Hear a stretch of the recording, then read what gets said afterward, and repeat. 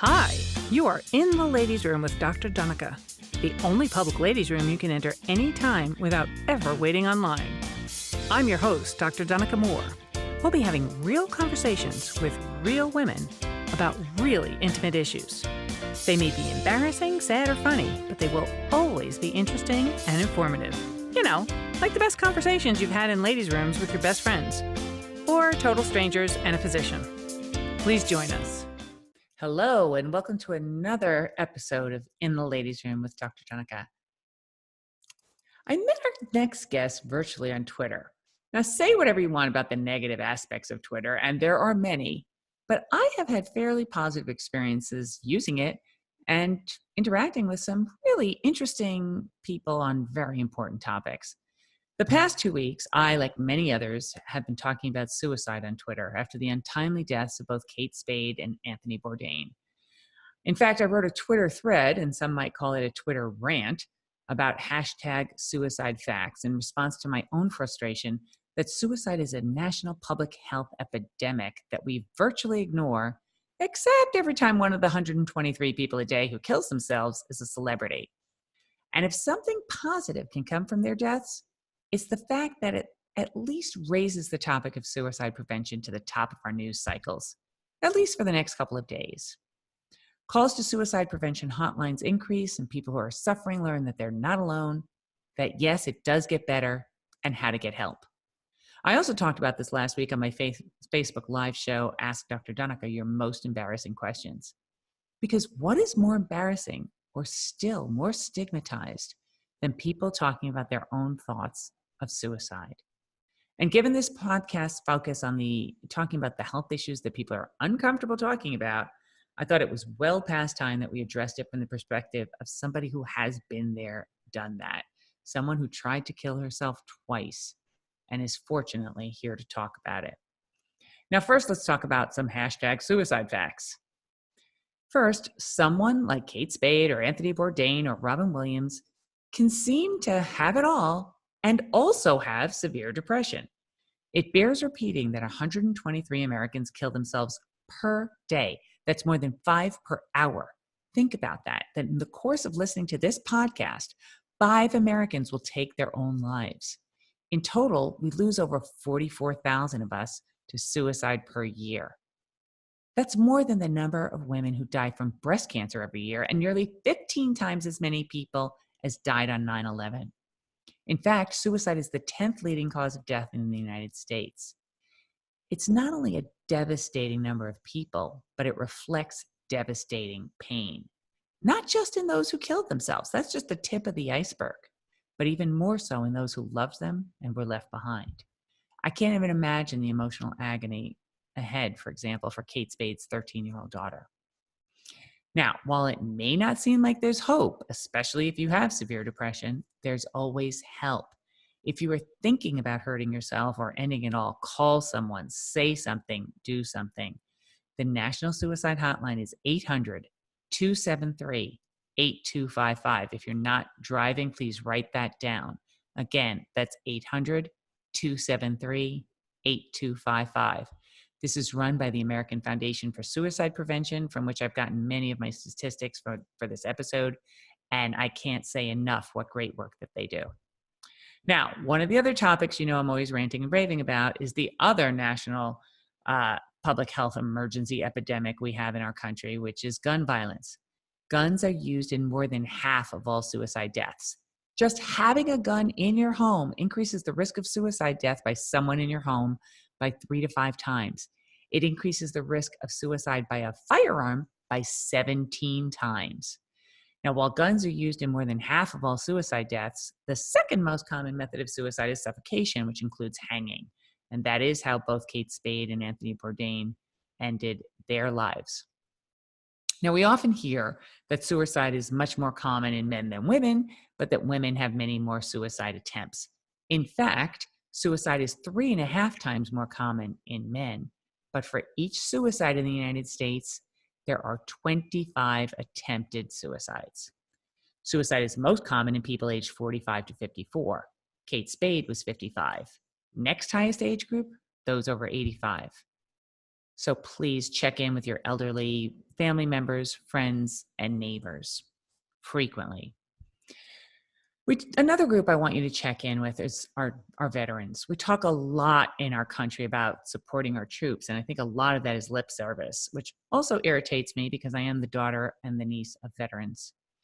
But to do this seriously, to seriously support our troops, we also need to talk about suicide prevention and suicide awareness amongst our branches of the military and in veterans.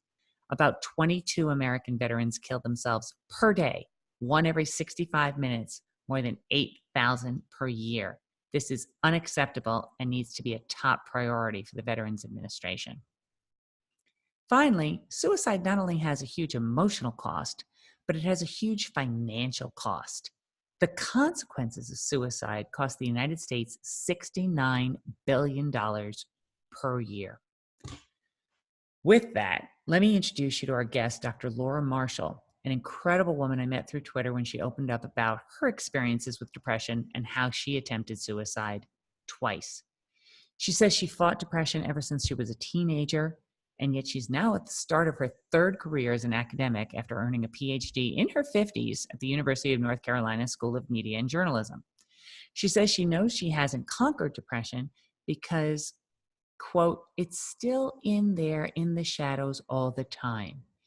She's here because she feels strongly that if anything she says can help any of our listeners, either who are suffering themselves or who know someone who is, or who will then have a greater insight into somebody else's struggles, she wants to do it. Dr. Marshall has a background as a broadcast journalist who then turned to public relations practice in the government and healthcare realms. She said this helps inform both her teaching and her research, and she's about to start a new faculty position at another university. So we wish her every success with that.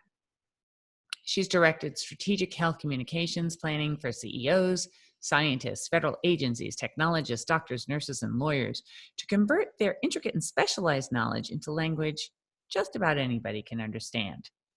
Those skills and a personal fascination with language synergize very well with her current goal to inspire and educate young adults seeking careers in communication. She says they also inspire her research into how contradictory messages affect audiences and how patients and physicians communicate.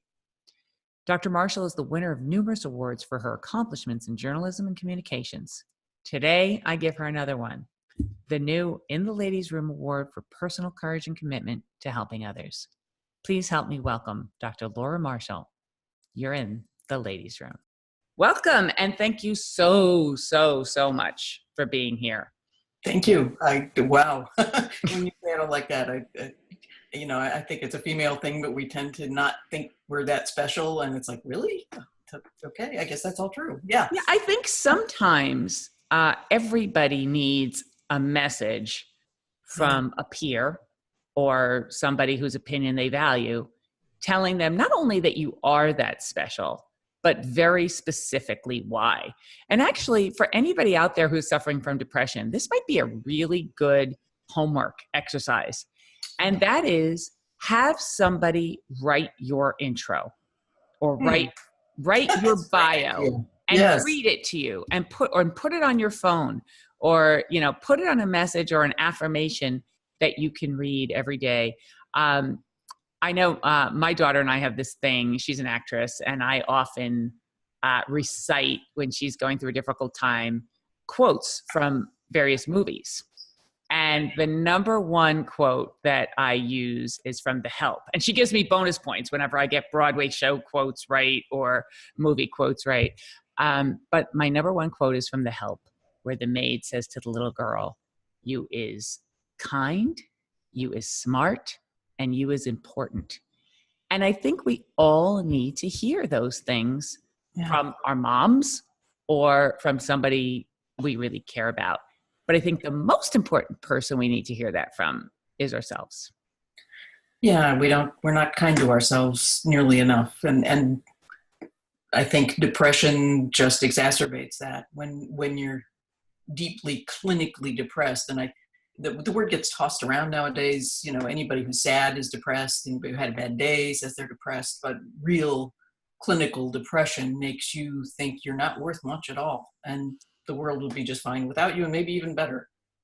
And so So you brought up this concept of self-worth. I think Yeah. that's the number one thing that we hear from people who have had severe depression. The number one symptom is this feeling of worthlessness.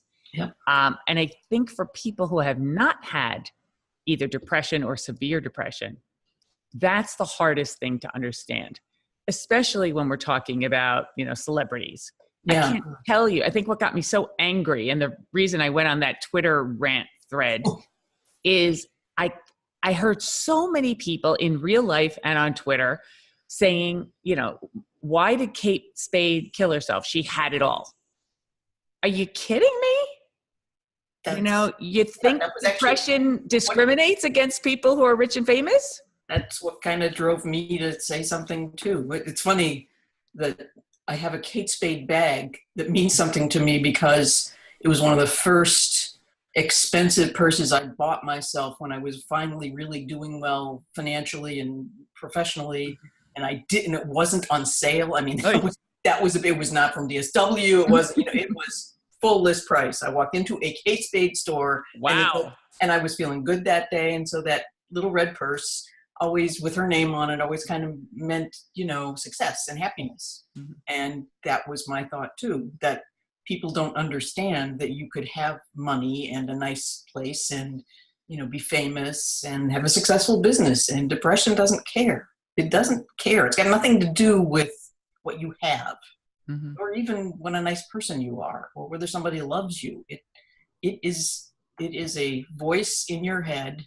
It's your voice, but it's a voice that says, none of that matters. You're really not worth it. You aren't going to get anywhere, and nothing's going to get better. And it's darn hard to counter unless somebody is there helping you do that. So I think that's a really important point for lots of people to understand. You bring up this issue of throwing the word around. So somebody will say, oh, I'm so depressed, it's not sunny today. Or I'm so depressed, I have a zit on my face, which are really small little things. And those same people are the ones I'm trying to reach right now when they try to deal with somebody who has capital D depression. And maybe we start distinguishing, with an uppercase depression versus lowercase depression. Because most people will say, if they haven't had depression, they'll say, why are you depressed? Or what are you depressed about? Yes. Yeah, I used to get seasonal depression when I was a kid, before people talked about it much. Mm-hmm. And I remember my poor dad, my birthday is in February. Mm-hmm. And every year my birthday would roll around, and I said it then and I will say it now, I was nearly suicidal every winter when my birthday rolled around, because the gray skies, I grew up in Cleveland, the gray skies were just so depressing that, I just didn't feel like doing anything. I just felt like staying in bed. And he would ask the same thing. So, well, why are you depressed? What's going on? It's your birthday. It's like, I don't know. You're a teenager. All you could say, I don't know.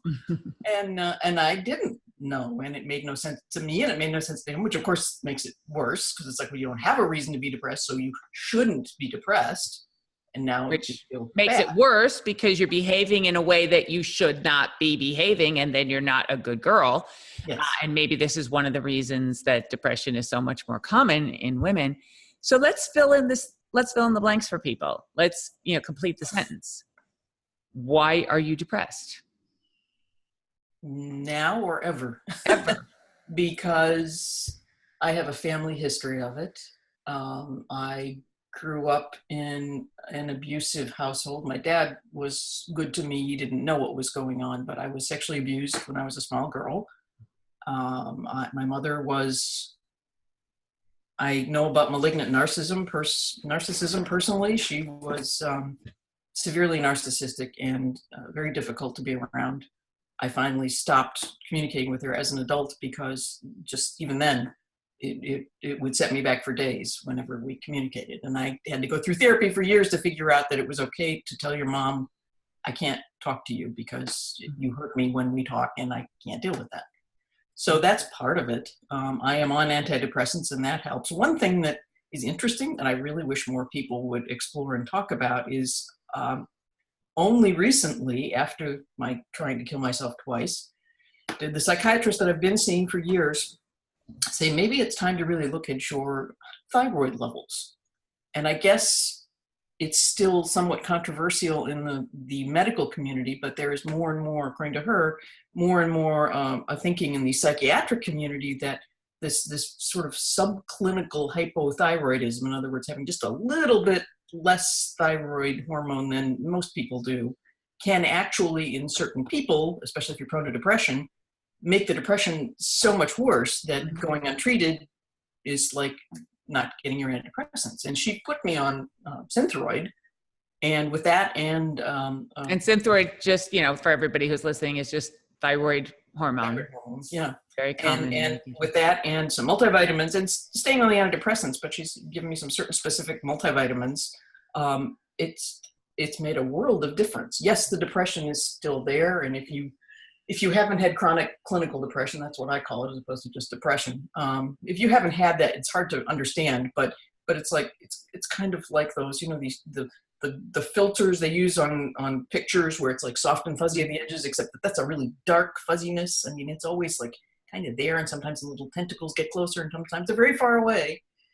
But now they're pretty much always very far away. And when I feel them coming, I make sure that I'm taking my Synthroid and taking my vitamins and taking my antidepressants, and generally speaking, they go away. Yeah. So that has made an enormous difference. So a whole bunch of things, in that, which was excellent, I think, for people who are listening. But one of the ways I ask people to complete that sentence, why are you depressed? Is just very simply, because I have depression. Yeah. Well, yeah. And, maybe now we just add, because I have depression with a capital D. Yep. That there doesn't have to be a reason. There's plenty of people who have hypothyroidism, either subclinically or clinically, who don't have depression. Yep. There are not many people who have your backstory that you just shared with us who do not have depression. Yeah. So, that's a whole nother story. But there also are many risk factors for depression, many of which you've already named, and many of which you have experienced. But there also are probably genetic predispositions to depression, and there's also probably factors that we don't know about that have to deal with brain chemistry. But a couple of things you talked about, I would like to really emphasize with everybody who has any kind of depression or other mental health illness, that if you're seeing a psychiatrist or another therapist, that's awesome.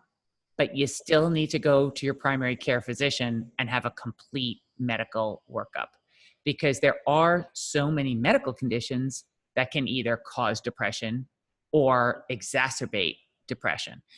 Even with something like a heart attack, we know that depressions don't cause heart attacks.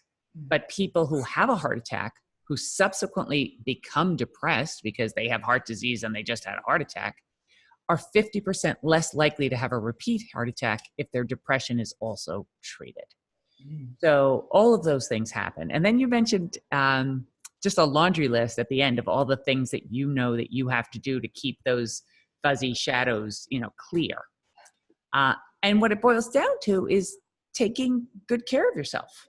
Yeah. Yeah. And the irony is, the evil irony is that I think the other thing that people with depression have a really hard time doing is feeling that they can really give themselves the self-care that they need. And that's not just self-love and self-affirmation, but that's also getting to adequate sleep, which is getting out of bed, which is what I tend to do when I get depressed. Right. Or getting adequate nutrition. And again, eating too much is just as bad for you as eating too little. Or, eating potato chips is not going to cure your depression. And I know, because I have tried. Actually, I tried the ice cream treatment. And that makes you feel better for a few minutes. Mm-hmm. And then when you feel badly, you just eat more, and it's a kind of vicious cycle. So the other thing, of course, is exercise. And when I talk about exercise, I don't mean necessarily going to the gym for an hour every day, but moving. And that gets to your point about one of the hallmarks about people with depression is that it's really hard to get out of bed. For the people who manage to get out of bed, it's really hard to get out of your pajamas. And then super hard to, take a shower and forget about doing your hair and makeup. Not that that's required, by the way. I think we put a lot of burdens on ourselves that really don't need to be there. So hair and makeup is one of them. In fact, I notice, and I don't have depression other than, the mild sadness and blues, but I notice that when I'm feeling down, I actually make an extra effort to do my hair and makeup and like seem like everything is perky. And I'm a great, hider of my emotions. If you see me looking like, garbage and I just came from the gym and my hair is in a ponytail and I'm all sweaty, everything's fine because I'm not trying to hide anything. Yeah. But tell me, how old were you when this all started, or that you can recall? The depression or the suicide? The depression. Let's start with depression, that. A teenager. I mean, I was in high school when I really first remember it getting to that point in the winter when I didn't want to do anything, didn't want to go anywhere, felt like I wasn't worth anything. I was never going to make anything of myself. That was my teenage years. And that was after the sexual abuse began. Oh, yeah. And was that an isolated incident, or was that a recurrent? It was, there was one incredibly traumatic incident, and then there were a few, I don't know what you'd call them, small, insignificant things. Well, they're not insignificant, but smaller incidents afterward. But it was one physically and sexually violent incident that just came back to me about 10 years ago. I had remembered it from my childhood, but had kind of separated myself from it and there wasn't a face of a person involved. It was the thing you hear a lot about from kids who were sexually abused as children. It's like, it was me, but it wasn't me. It was kind of somebody else's memory. But yeah, that was the thing. And then after that, I was an only child, and I was just kind of ignored for the most part and left to grow up. I'm so sorry. I wish I could give you a hug. I'm a lot better now. Years and years and years and years of therapy, and finally getting to love myself, like you talked about, and acknowledge that I'm a good person. And honestly, when I was able to tell my mother that she should stop hurting me, was one of the best times that I really felt like I was taking care of myself, because I told her at the time, I wrote her a long email in which I said, I'm a good person. I've accomplished a lot in my life. I try to take care of people and do good things. And, and my work itself is even something that does good things. I'm not doing it to make money. I'm doing it to try and help.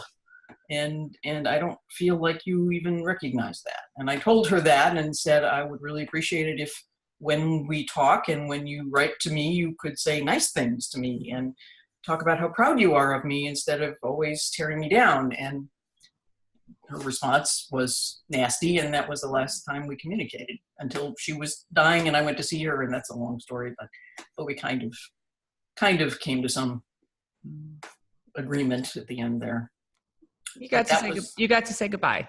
Yes, yeah, and feel like, I know she had a horrible childhood too, and that the apples always fall close to the tree when those things happen. So I was able to forgive her too, and kind of understand that maybe she couldn't really see what was going on, what she was doing. So, but you stood up for yourself. You advocated for yourself. Did you keep that email? No, I didn't. I think my husband has it somewhere, because when my mother died, it was in her papers. She had kept it, and he saw it, and he saw something else that she had written that she never sent to me that he never let me see. So I don't know what was in that. But he's always been really good at taking care of me that way. And that's awesome. Yeah. So tell me, when was the first time you started thinking about killing yourself? Oh, first time I started thinking about it was when I was a kid. But the first time I seriously started to consider methods and envision myself doing it was after I went back to school in my 50s, honestly. Yeah.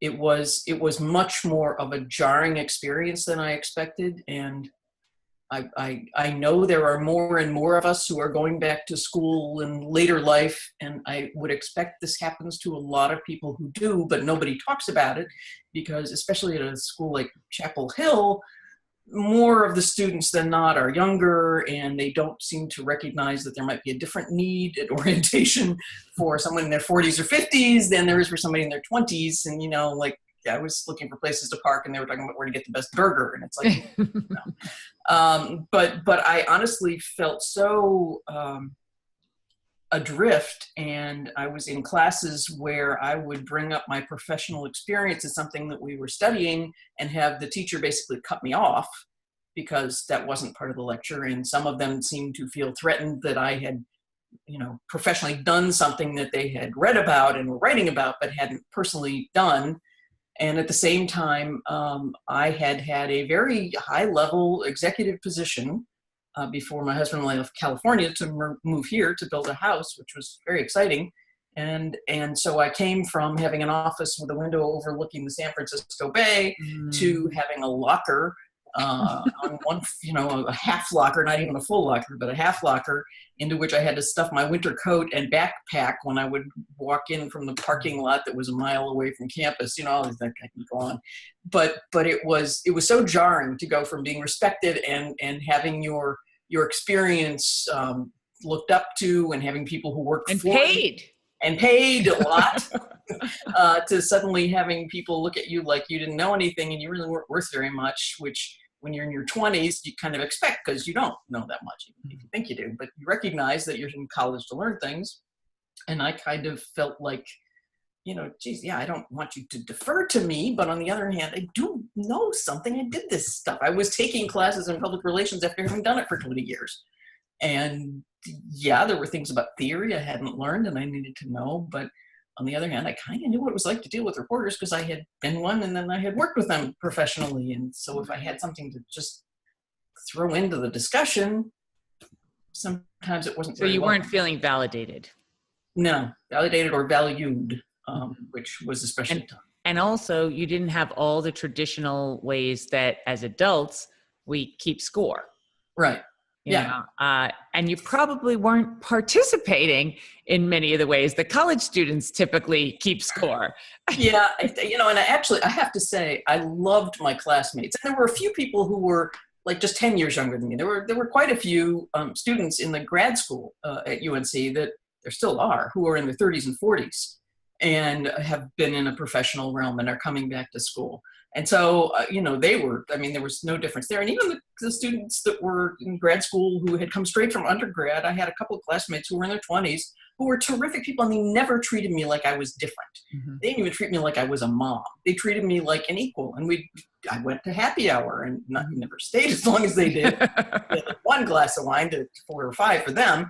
But then there'd be like the softball tournament, and there'd be, they played, what's the dodgeball and all this stuff. And I'm like, no, no, yeah. Not gonna well, for happen. those of us who are listening on the podcast, you look like you're in your 40s. So I would have guessed when you said that was the problem. I looked healthier than I was physically. I don't know. So tell us about the first time you made a plan and tried to kill yourself. Well, it wasn't really a plan, and that honestly was what scared me the most. The first time was when I was working on my dissertation, and I had at that point, when you're not enough people go to grad school to know this, but when you're working on your dissertation, usually most people are going from that to work in academia. They're looking for a faculty job. They might be looking for a research scientist job somewhere independently, but usually you're looking for a faculty job. And faculty jobs, you apply like a year before you would start, which is also very strange for someone coming from the professional world. But so I did what everybody else in my cohort was doing. I applied for these jobs and did interviews at conferences and did Skype interviews, and I sent off I revamped my CV. I actually had a really good CV for a student who hadn't yet finished her dissertation because I had had a solo publication and I had awards and all this great stuff. And the people around me were saying, oh, you shouldn't have any problem. And I would get first interviews and then never get a call back and not get a call back. I got one interview where I actually got invited and I got offered the job, but it was in a place I really, really, really did not want to move to. And especially since my husband wasn't planning on going to Cape Girardeau, Missouri. And they were not sweet. that there's anything wrong with that. No, and they were terrific people. I mean, they really were. If that had been a school nearby, I would have taken the job. but that would have involved a move, and realistically, we weren't going to sell the house here, and Right. so.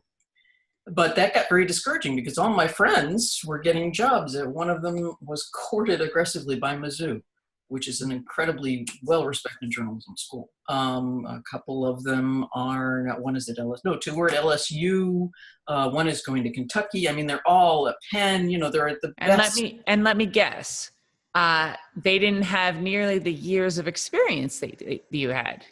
No. Did you consider putting your CV together and leaving off your 20-something years of professional experience? Actually, my CV does leave off 10 years of my professional because experience. It reflects your age. That's what I'm hearing.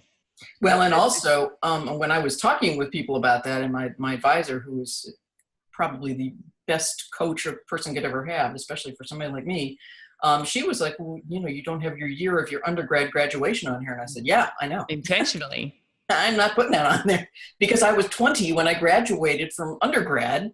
So it would make me sound even older than I am because most people are 22 or something when they get their bachelor's degree. So it's like, I'm not, no. And nobody ever asked me about that. But what was interesting is that I would do interviews or I would, do a phone interview, which is really common, and then meet people in person or do a Skype interview. And I would see when they saw me the first time, this reaction of like, oh, and then, either the interview would be very short or the questions would be kind of vague and that was so thoroughly discouraging. And I started seeing articles in some of the trade magazines, I guess you'd call them, for academia, about the difficulty that people who had academic backgrounds were having finding jobs at a certain age. And how old were you at the time? 58. Okay. And how old are you now? 60. Okay. You have only 3 years on me. I'm 57. Good for you. Yeah. So. And my great grandmother lived to be 95. Mm-hmm. I don't really expect to stop doing things until she was at 95. She was deaf mute from scarlet fever as a little girl. She still lived alone. She was still making things for the church auction. She was still busy doing stuff at 95. Mm-hmm. So, I think I still got a few years in me. Well, I always say age is a matter of mind. It doesn't matter if you don't mind. But clearly it affected you professionally. Yeah. Clearly you internalized what you saw as external rejection or, again, failure to be validated. And perhaps you should have spent more time reading your own CV. Yeah, well, and what was also frustrating is, and of course I didn't tell people what I was thinking when I was asking them this, but I would tell people like my advisor and other friends at school what was going on, and they'd say, oh, I'm sure it's not that. It's just, you'll find the right thing. It's like, no, they're not going to discriminate against you based on your age. And I'm like, yeah, that's happening. Yeah, you're not that age and you wouldn't really know that. And yeah, it does happen. And so, but even though you were clear that that's why this was happening, the demons inside were doing something else to your thought processes. Yeah. Well, and tell us how that worked. Anyone who puts 4 years into something and then faces a dissertation is an incredibly large thing to do. You think you're never going to finish that. I have friends who are much younger than me who've gotten their PhDs who said they went through the same thing where it looms as this enormous project that you think you will never, ever get done. And to have that at the same time, and I honestly felt like my research was terrible. Like I had not done what I should be doing. I was using a method that is really kind of complicated, and most people don't use it for a dissertation, and now I know why. And and it was so challenging that I really felt like I was screwing it up. I didn't know what I was doing. I was a failure. That was what I thought. Were you sleeping? No, not without Ambien. Okay, so were you taking Ambien every night, or? Yes, I was taking Ambien every night, and I was. For how long? For at least a year. Okay, so public service announcement. That's not the way Ambien is supposed to be used. And it exacerbates depression, and they don't tell you that. Well, and I also had a prescription for Xanax, I think it was, another benzodiazepine, which I started taking more and more because I was so stressed. And both of those are addictive. Yes. And also, both of those are usually prescribed in a dosage that is twice the amount that women should be taking. So what I always tell women, if they have an Ambien prescription and you need to take Ambien to help you sleep occasionally, maximum 3 nights in a row, take half a pill, not the whole pill. Yeah. Well. And were you taking your antidepressants on top of that as well? I was taking. So we had a lot of, this is all called polypharmacy. Yes. So, you know, all drugs have side effects, but all drugs also have interactions and cumulative side effects. And were you drinking any alcohol at the time? No, I've never been much of a drinker. And because I know it exacerbates depression, I just don't. I mean, if I have more than a beer or a glass of wine, I'll, even if I'm not depressed, I'll get maudlin at the very least. I don't enjoy alcohol. So that wasn't a problem. Okay. But what I was doing and what prompted this first attempt was that I had stopped working on my dissertation. I wasn't going to class. I didn't have any teaching to do. So if I didn't work on my depression, I really had nothing to do. And I started taking the Xanax basically all day, like every 4 to 6 hours, I would take a Xanax and just go back to bed. And I spent about a week in bed. And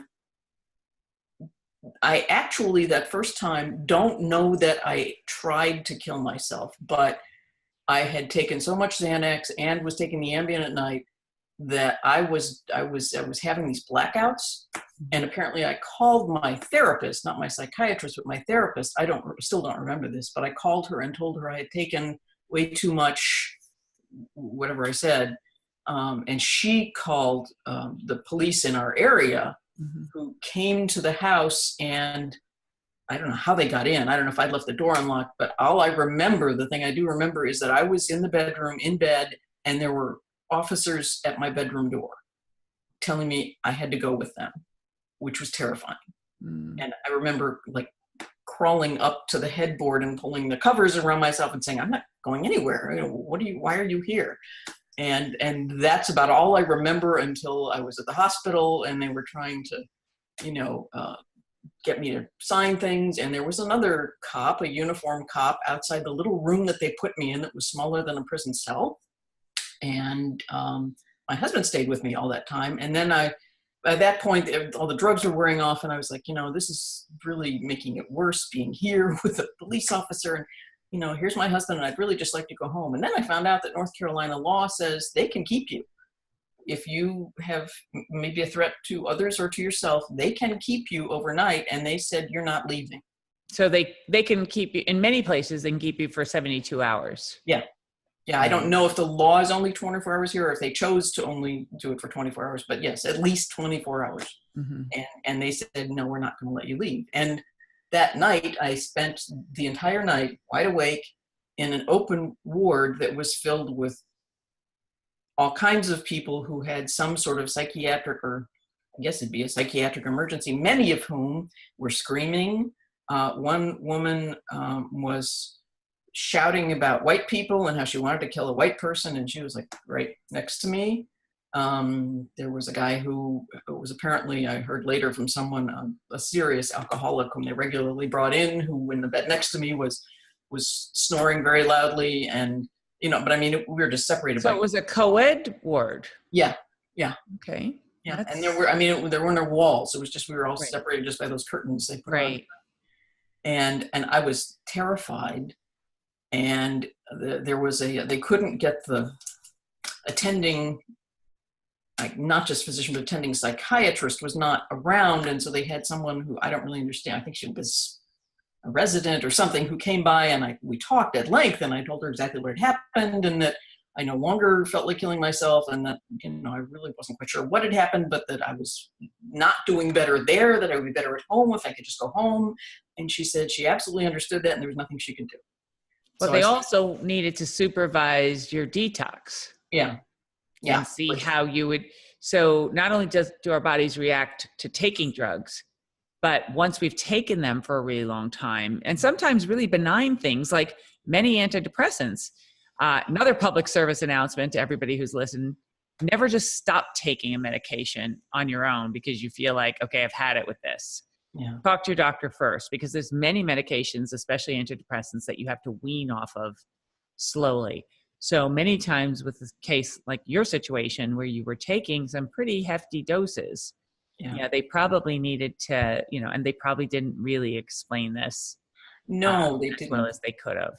And that might have helped. And the MD that I was talking to clearly got that I'm a smart person. I told her I had this background in healthcare and understood all of these things and about guidelines, and even once they told us that the law said that they had to or could keep me, I got that. It's like, but this isn't helping. Is there at least a quieter place you could put me? And there wasn't. Unfortunately, it was just really full that night. A lot of disturbed people in Chapel Hill for some reason. Because they were working on their dissertations. Yeah, well, there were a couple of students there. One young girl I still wonder about who had also tried to kill herself. She was an undergrad. I don't know her name, but I saw her and got that from, there was no privacy, of course, because you could hear everybody talking. So I overheard some of that. But anyway, that was the first time. My husband stayed with me that whole night through everything. Without him, I don't know where I would have been mentally, but just looking up and seeing him sitting there, even just seeing him there kept me grounded and feeling like I would be okay. Finally, toward the end of that night, they put me in a private room and that helped, but I still had to stay. And then they let me go home. And it was maybe a month later that things were really not better, that I had, again, been feeling like I didn't know what I was doing. This dissertation was going to be awful. I was, and the imposter syndrome was setting in. It's like nobody seems to realize that I don't know what I'm doing. Everybody's telling me I'm doing great, but I don't know what I'm doing. This is awful. It's, it's never they're never going to accept it. I'm not going to get my doctorate. This, spiraling happens when you are clinically depressed, that it really is like that tornado that picks up everything. Every little thing that normally you would shrug off adds more weight. It all just piles on. So any little thing that would go wrong would just add more. And so I was still feeling that way. And I was going to my therapist and I was going to my psychiatrist, and both of them had said, that I really, they made me do this thing, which I have since read up on and find is not really recommended, but this contract where you say you won't kill yourself, that there's a suicide contract you can have with a therapist that apparently some years ago somebody thought was a good idea. And as it turns out, it really isn't. And I will testify to that. But I had to sign that with both of these doctors. And so now I felt like I was, a bad girl being punished and they didn't trust me. And so all that kind of spiraled. And I had another episode of several days in bed, and I still had the benzos. Nobody had taken that away from me. Nobody changed any medication. And where were you getting the prescription from? From my psychiatrist. So she just kept, even though she did, and she knew that you had tried to kill yourself. Yes.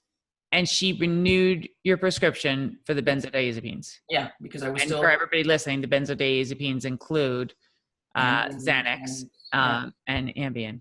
Yeah. Wow. And so you were then taking the medications again? Yep. In excessive doses? Yes. And staying in bed. And this time, I very consciously, at one point, I got up. My husband was in the room. He didn't know what was going on other than that I'd been sleeping for days.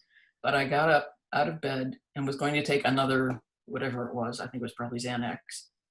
And I was in the bathroom and I had gotten the bottle out and it was still pretty full.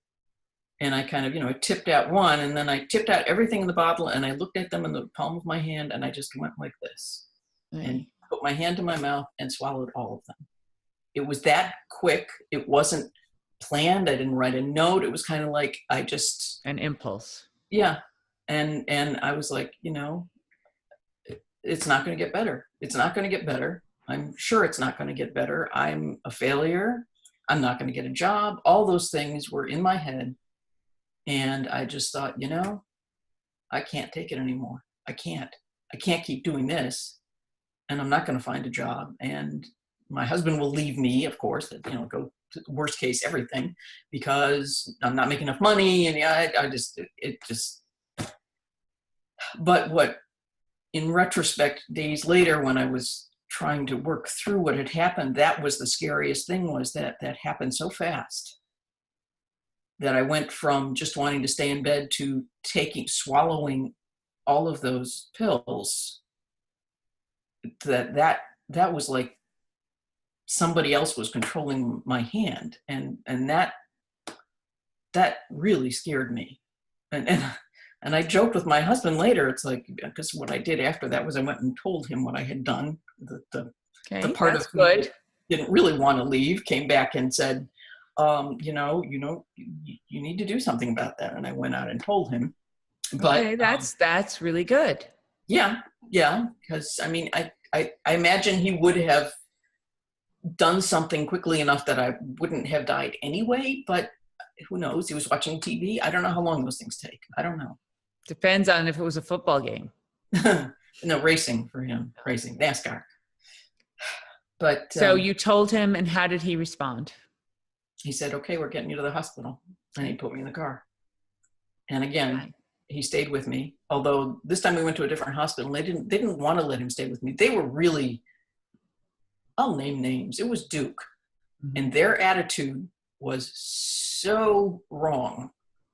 There was no cop outside my door, but apparently they were angry that I had tried to kill myself. They wouldn't let him stay with me because they said that would just encourage me. Right. And they gave me, I don't know what it is, you may know. They gave me something that was supposed to counter all the benzodiazepine. Probably. And apparently I got combative. I vaguely remember this. I just remember that there were people trying to hold me down, and I was yelling at them. But apparently I got pretty combative, and they wouldn't let him stay with me until finally I calmed down. And I don't know how many hours later it was that they put me in a room, and he was able to come back and join me. And then because we didn't know how long I would be there, and I knew he hadn't had sleep for a while, and I know how worried he was. I was like, you can't just keep sitting there. Another friend of mine who is very open about her own struggles with bipolar disorder and has been an incredibly good friend, and we were so close. I miss her now that she's got a faculty job elsewhere, but she had always been like my sister, if I had a sister. She came and brought some books and just sat there with me and read to me. And, there was no judgment. There was no, why would you do this? It was like, she got it. And she just stayed there.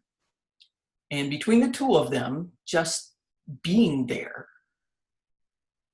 and the difficulty of getting past everything in the days after that, just knowing that neither one of them ever, my husband or my best friend, ever said, you shouldn't have done that, or pointed out how much I must have hurt them. Neither one of them ever, to this date, has said anything about that other than that they were scared. Yeah, I would say scared would probably be the number one thing. And I think what their number two emotion probably is? Gratitude. Huh. I hadn't thought of that. So grateful. And I think in terms of your husband sitting there, just, when I think of all the times, even as a mother, that I had to be in emergency rooms, as the first thing you feel is scared. And the second thing you feel is just grateful that it's not worse, and grateful that the person is going to pull through. And just this overriding sense of the third thing I would think from the perspective of the friend or family member or loved one is guilt. Yeah, I hope. What did I not do? Yeah. I had an aunt who killed herself when I was in college, and we were not close. And we were not close because of distance and because of family dynamics. But when I heard, I had this overwhelming sense of guilt, even though I was 17 years old and I was not one of the top 25 people closest to her in her family. And we didn't have a relationship since I was like 10 years old. But I think to this day, I still feel like if we had been in touch more, or if I had reached out more. And I think that's one of the things I hear from loved ones of people who kill themselves, is just a sense of guilt. The other thing I hear a lot, and the reason you and I are having this conversation, is just this sense from the best friends and the loved ones and the spouses and the children, they're just not understanding why.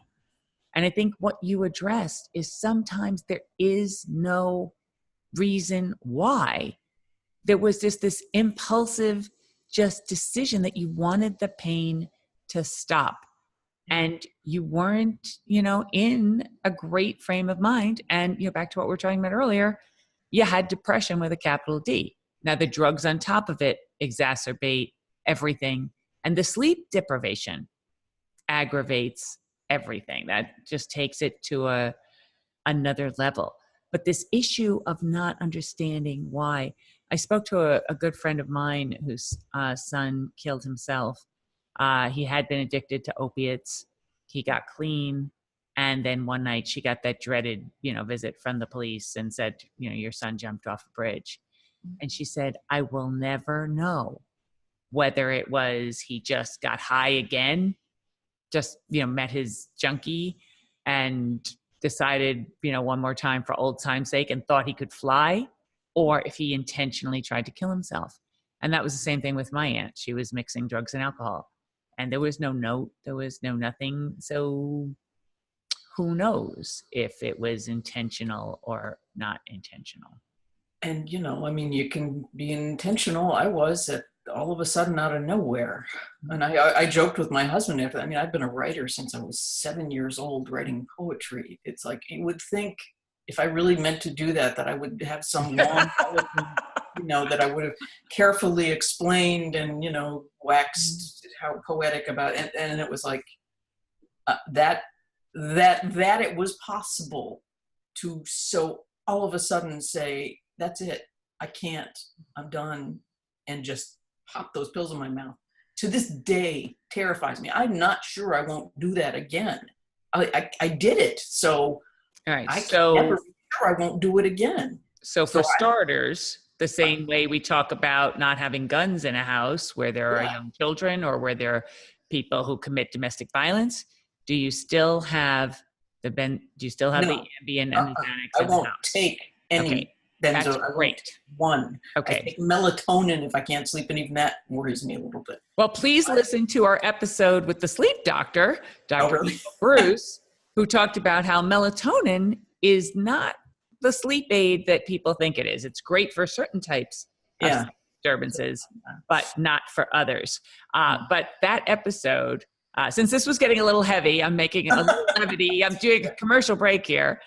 That episode also went into all kinds of things which are extremely important for sleep hygiene and sleep health and sleep habits. And then you probably should also listen to our menopause episodes, because sleep deprivation is probably the number one symptom of menopause that most people don't either talk about or don't really recognize is related to menopause. But that's a whole nother Oprah show, as they say. Well, menopause does not help when you're depressed either. I can vouch for that. No. Menopause does not cause depression. No. But menopause does increase your risk for thyroid problems, for sure. That's true. And it definitely increases your risk for sleep deprivation. However, I kind of misspoke. I said menopause doesn't cause depression. It doesn't. But for people who've had previous depression, menopause can be a risk factor for increasing depression. And that actually reminds me, the CDC just sent me a message saying, you forgot to talk about risk factors for suicide. So we did talk about some. We talked about childhood sexual abuse, which is a huge, huge risk factor. Having had depression, having had a family history of suicide, a family history of any kind of child abuse, not just sexual abuse, previous suicide attempts. So when you went to Duke, they were told that you had a previous suicide attempt. Many places also have, in my view, this misguided notion that women who try to kill themselves are just attention seeking, and we shouldn't give them attention. My feeling as a mother and as a doctor and as a human is, if somebody is doing something because they want attention, would somebody please give that person attention? Could we start there? Yeah. And then could we work out? We talked about feelings of hopelessness and feelings of worthlessness. Those are huge risk factors for suicide. history of alcohol and substance abuse, cultural and religious beliefs. So there are some cultures and religions where they believe that suicide is a noble solution to a personal problem or a personal indiscretion or what they perceive as a failure. Local epidemics of suicide. So how suicide is covered in the news. And as a journalist, of course, I'm sure you're aware that there are some journalism organizations who've come out with guidelines for how journalists should talk about suicide. You want to hear something ironic? I do. One of my papers that, in fact, now I want to go back to and buff up and send off for publication is about a couple of programs, but one in particular in Australia. I don't know if you've heard of Mindframe. I have, actually. I think you sent me the link and I read that.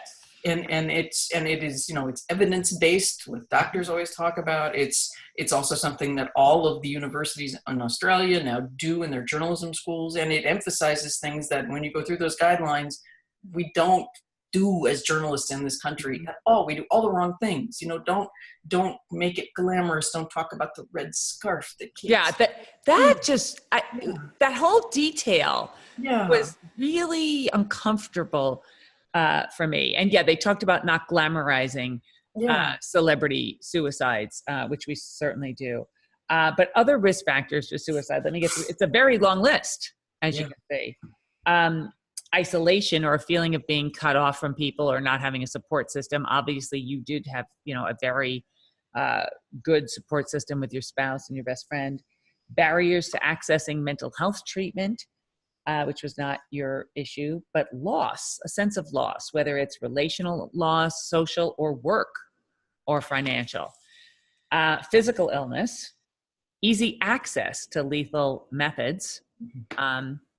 So people who have easy access to drugs or anesthesiologists have the highest risk of suicide in the medical profession. Dentists have a very high risk of suicide. But also the last one, which I think should be the first one, is unwillingness to seek help because of the stigma attached to mental health and substance abuse disorders or to having suicidal thoughts in the first place. I mean, that's extremely important. But one of the things that the CDC points out that I thought was really good, and I'm going to start talking about this, I hope I remember, in all of our segments on any diseases. We're always talking about the risk factors, but we rarely talk about what the CDC calls protective factors. So the things that decrease your risk of suicide. And so, of course, number one is effective clinical care for mental, physical, and substance abuse disorders, easy access to a variety of clinical interventions and support for health seeking, which of course means insurance coverage, family and community support, or that sense of connectedness, support from ongoing medical and mental health care relationships, having skills in conflict resolution and problem solving and nonviolent ways to handle disputes. But of course, you have to be in your right mind and in the cognitive side of your brain to access those skills. So many of people who commit suicide actually have those skills, but they can't access them at the time. And then, of course, cultural and religious beliefs that discourage suicide and support instincts for self-preservation. So I did want to go through those just because, it's not just us talking about your situation. Your situation has really shed a lot of light for a lot of people on what that thought process is. But of course, for every person who does self-harm in any way, there's probably more than one explanation for their own situation and what they were going through. So how do you feel now? I feel really good now. I won't say that I don't ever think about bad things, I don't think that's just ever going to be a part of me. I'm never going. You're still human then. Yeah, I'm never going to be the happy-go-lucky, everything's just peachy kind of person. I'm not. But I do now. I am a whole lot more aware, hyper aware, really, of when the depression is starting to creep in. I take care of myself when that's going on. Like when I find myself wanting to stay in bed, I will make myself get up and do something, even if it's just a load of laundry, I'll get up and do something so that I feel like I've accomplished something that day. And I now have this new job to look forward to, which I'm really excited about. I'm also teaching this summer at Chapel Hill. I'm teaching a class on advertising and PR, which is I've never taught before, and it's every day, 5 days a week. So I'm really having to crunch to So work you on will that. learn something also. Yes. Well, and the neat thing is that having something to do makes me feel like I'm valuable. Mm-hmm. And that's what I wasn't feeling when all these people were telling me either explicitly or implicitly, well, you know, you're too old to be doing this and we're not going to hire you. And I really felt like, you know, it had all been pointless. And now what was I going to do? I wasted 6 years getting this degree that was not easy to get. And I was really, really proud of. And the day I walked up there and you know, had the gown and all that, I felt really fantastic. And it's like, and did that mean nothing? And so that really, to have gotten past that, to feel now like, in fact, I am valued and I can actually do something to contribute now. And I can go, you know, work with kids who are starting their lives and starting their careers, and I can help them get somewhere and keep doing my own research about communications, about health issues and health policy, which is my passion. We need universal health care. Just put my hashtag out there for that. Oh, I'm always mentioning, putting that out there. Yeah. In every segment, I think I put that out there. We did one segment where we talked about losing your virginity after divorce. So maybe that's the only segment where I did not. Yeah. But everything else. Mental health care. We did talk about STD testing and the access to preventive care services. But now also you get to set the agenda in your class, and you get to be aware of the older students, or what we're now calling the non-traditional students. Yeah, I hate that. To be aware. I reached out to a professor once because it was an ethics class at Princeton, and they were talking about a right to die situation, and about a very publicized case at that time where the family was petitioning the court to allow them to stop the life support. And I knew that there was a student in that class who had been through the same thing with his father. And I just felt, I didn't know the professor directly, but I knew enough to find out who it was and whatever. And I just felt like he needed to know that there was somebody in his very small class who had a very personal experience with this. And I try to be very sensitive to that. Whenever I give a lecture on anything, I try to be aware that there could be somebody sitting in the audience who has been there, done that. And that's one of the reasons we have this podcast, is to talk about that. I know that a lot of people listening today have thought about killing themselves. I know a lot of people, even more people, know somebody who has either thought about it or who has done it intentionally, not so intentionally, repeatedly, accidentally, incidentally. And I think this is the only way we combat this, is by bringing this out of those little shadows that you were talking about that are always lurking in the background. I wish more people who have been where I was would talk about it. It's so incredibly hard. The best friend who inspired me by being so open about her bipolar disorder, I told her I was doing this, and she was like, boy, I don't know that I could do that. She's in her first year in a faculty position and doesn't feel like it would be safe for her to do that, which is horrible. Right? She, being open about herself was what inspired me to talk to you and to be so open. And when I told her that, and she shared that she was scared to say anything to anybody, I was like, I'm so sorry to, you're such a big, strong, brave person. You are just, I think of her as being just, like one of those ships that goes through the ice. She's so just absolutely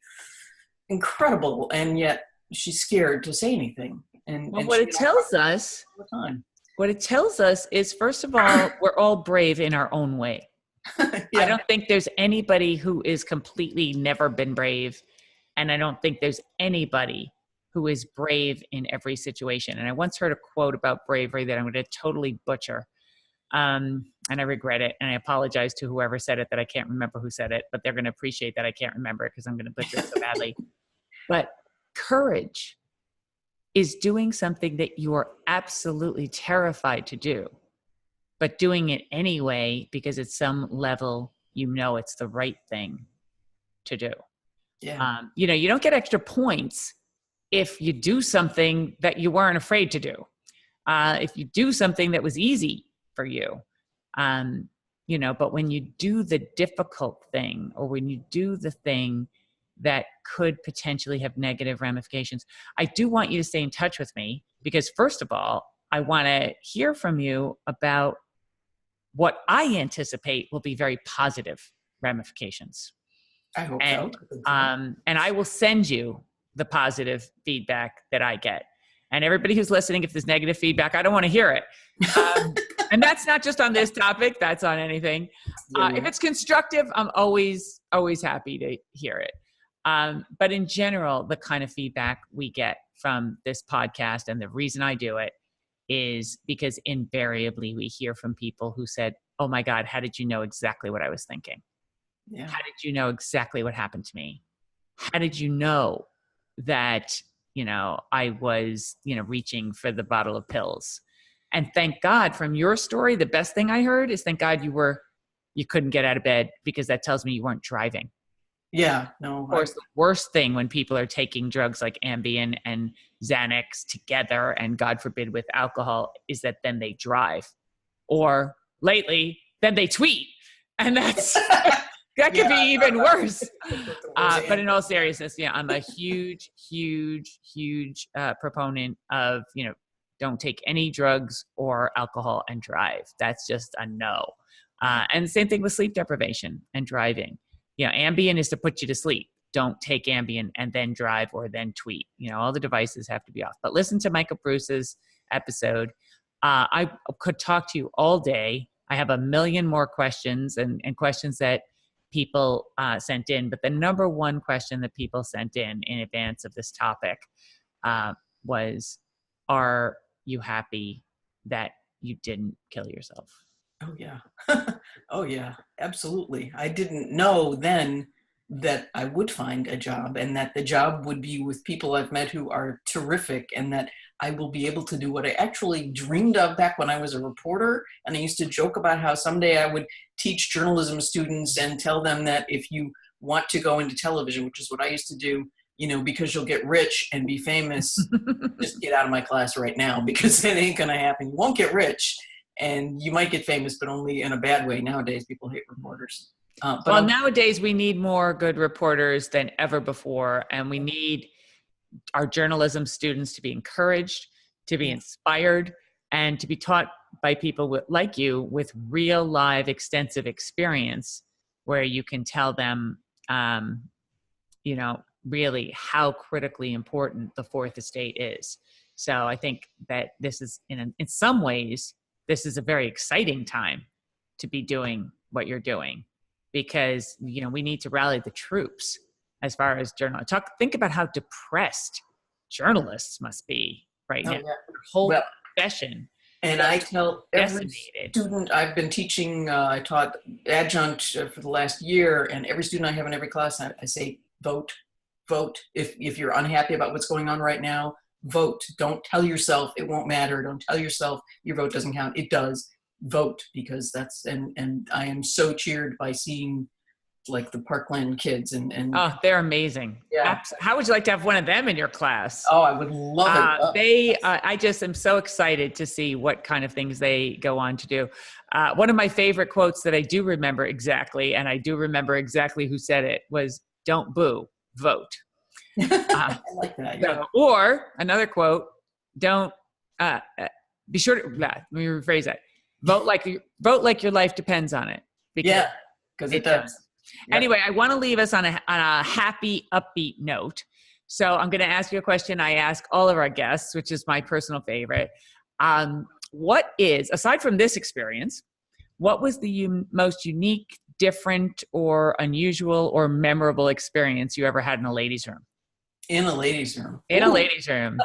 Because we are in the ladies' room. That I will admit to other people whom I don't know. Yeah, that narrows things way down. Oh, nobody else is here. It's just the two of us. Yeah. Oh, yeah. What with Connie Chung? Yeah. It's just we admit all kinds of things in the ladies' room. Let's see. In a ladies' room. Wow. See, I used to work in rock and roll radio. That was my first news job, was being a rock and roll news director. So there's so many things I can't say about what I've done in ladies' rooms. But You can honestly, say, you just can't say who you did them with.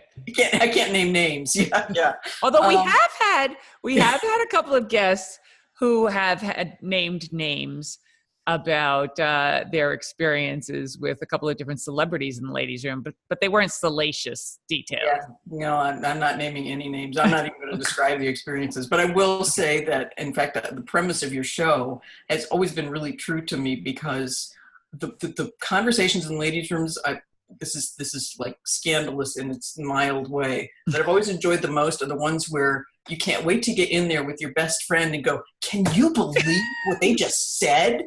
You know, it's just like, ah. And my friend I was telling you about earlier, she's wonderful that way, because she's this, like I said, this eloquent, self-possessed, calm person. But when it's the two of us in the ladies' room somewhere, it's like, "Oh God, that's just disgusting. That really, you know."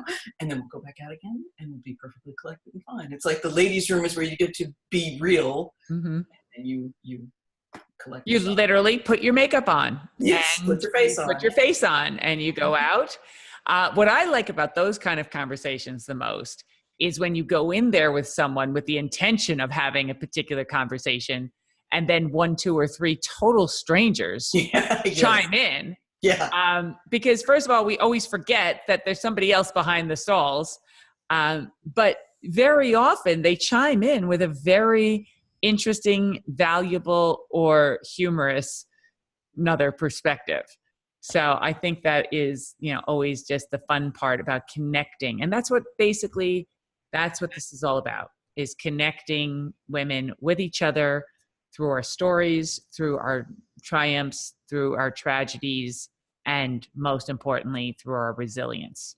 So I thank you so much for being willing to put it all out there. I know this is a difficult, painful subject, but I really want you to focus on, my movie quote, from The Help. You are kind, you are smart, and you are important. And I would add that you are valuable, you are valued, and you're beautiful. And you certainly have been really, really helpful to thousands of people today. I really hope so. If anybody is listening to me and thinking what I was thinking then, I would say just call up someone you trust and talk to them. You don't even have to tell them you're thinking about suicide. Just talk to them and talk about something you'll do together, because that at least makes you realize you have someone who cares about you and makes you plan something to do, because that thinking about a good thing in the future suddenly gives you that little tiny piece of light in the middle of all that darkness to think about.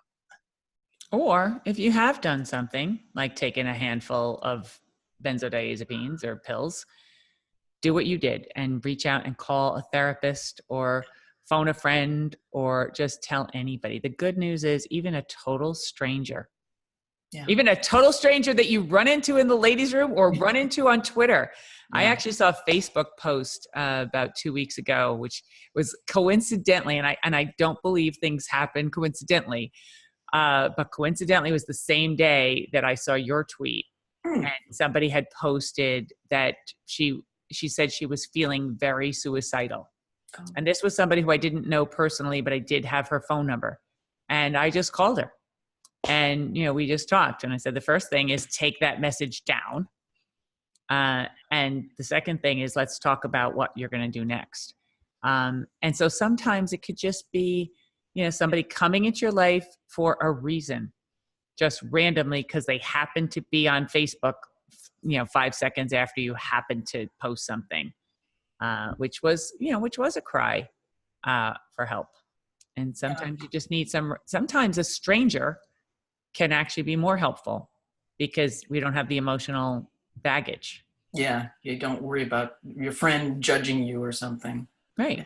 Yeah, and that's the other thing about talking to strangers in the ladies' room about whether it's it's so many times when I ask people this question about the most unusual experience you've had, they find it involves walking in on somebody sobbing over something. And usually it's a breakup, Yeah. And so sometimes a total stranger can be the best person in that situation because we have no allegiance to you or the other person. And we just tell you, you know what, they're not worth it. Look in the mirror, like wash your face. You're better than that. Been there, done. If I talked to you about all the breakups I had, we wouldn't have time for this podcast. So anyway, thank you so, so much. Please stay in touch. Please let me know how you're doing. Enjoy your new job. And we are going to take questions from people on Twitter, on Facebook, on Instagram. And if people have private comments or questions, they can always send them to me by email at askdrdonica, DRDONNICA @gmail.com. And I will shamelessly forward them to you if I can't handle them. And we will do a follow-up on our Facebook Live video as well, addressing some of the questions and comments that I'm sure are going to come out after this. But thank you again, and I wish you tremendous, tremendous success and fulfillment with your new job. Well, thank you. Thanks for doing this. You're going to make a difference. I hope. Oh, and again, if we reach one person, then it mattered. Yeah. Anyway, take care. Thank you. Thank you. That's all we have time for today. But let's keep the conversation going on Twitter or Facebook @Dr. Donica. And please join us next week for another episode of In the Ladies' Room with Dr. Donica. Real conversations with real women about really intimate topics.